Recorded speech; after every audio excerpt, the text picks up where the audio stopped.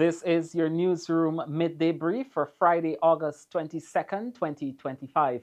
Good afternoon and welcome. I'm Kurt Campbell. We begin with politics and the elections. Members of the disciplined forces were out bright and early this morning as the first ballots for the September 1 general and regional elections were cast. Polls opened countrywide at 6 o'clock, and so far reports are that voting has been smooth and incident free.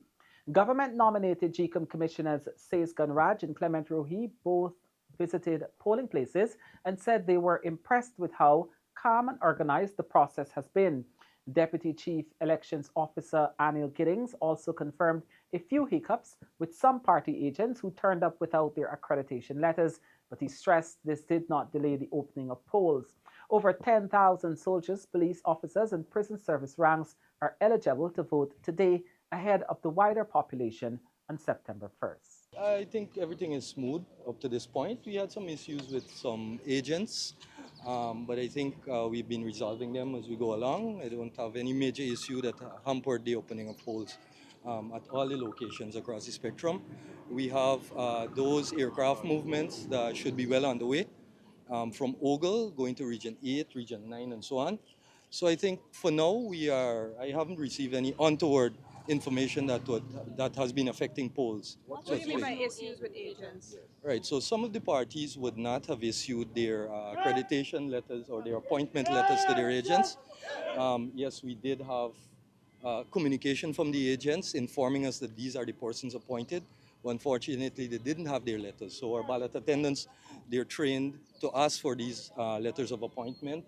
And we have been working with the parties and the attendants to ensure that the agents are participating in the process. Chief of Defense Staff Brigadier Omar Khan, after casting his ballot at Base Camp in Ghana, was keen to assure the public that every member of the joint services is voting free of coercion. He said soldiers are exercising their democratic right without influence and that the process has been organized and smooth. Now, those unable to vote today will do so with the rest of the country on September 1st. There's no particular agenda. Every day, every officer and rank gets up, put on their boots and clothes, and ready to serve the people of Guyana. Every soldier has a right to exercise their vote as they see fit. There's no coercion, there's no influence, and all the soldiers are doing just that, and across the force, and across the country. Now, against the backdrop of voting, President Irfaan Ali has moved to dismiss claims in a Carter Center pre-election report that the ruling PPPC is using state resources to campaign. Speaking with reporters this morning, the president called the accusations baseless, pointing out that the PPPC has held multiple fundraisers and raised enough money through its supporters to run its campaign. State resources have not been deployed, Ali insisted, adding that such accusations are nothing new for incumbents. First of all, let me say on state resources, absolutely not true. We are incumbent, all right? And these accusations are always there. But our party, as you know, might have been the only party that would have had so many fundraisers. You have seen it all across the country. So we have been able to raise enough resources with the love and support of the people, with the love and support of our supporters and members. And we have been able to raise enough resources to efficiently carry out our campaign and our work for these elections.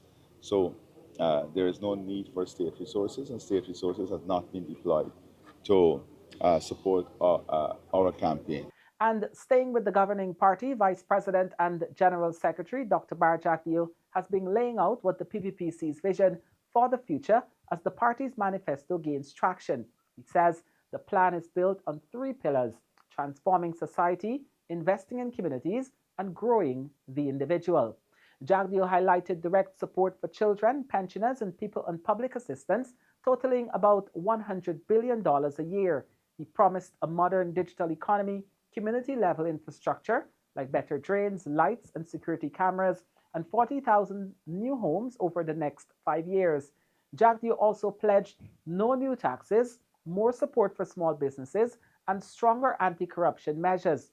He told supporters that unlike the opposition, the PPPC's plan is rooted in detailed analysis and ongoing community consultations. Significant part of the investments in the next 5 years will be back in the communities, and we've spoken about this already, from concrete drains to street lights to security cameras to removing derelicts from the street, planting trees, getting the playgrounds lit so people live in safe, clean communities.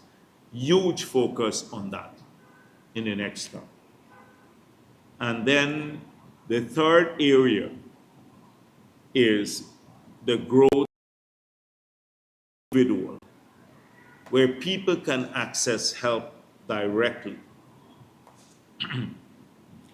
That is wherever you live across the country. So we want people to earn more through higher wages and salaries in the public sector and for all categories of public sector workers. We want people in the country to earn more. That is why we'll generate a series of opportunities for higher paying jobs.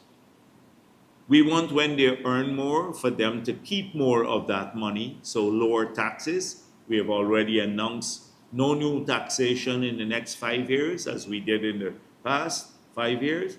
And in fact, the lowering of corporate tax, personal income tax, taxes on vehicles, taxes on a whole range of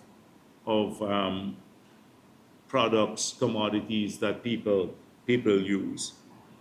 And that's where we leave it for now. Our top stories: discipline services voting smoothly ahead of September 1, President Ali pushing back against Carter Center claims, and Jagdeo unveiling the PPPC's roadmap for the future. I'm Kurt Campbell. This has been the Midday Brief.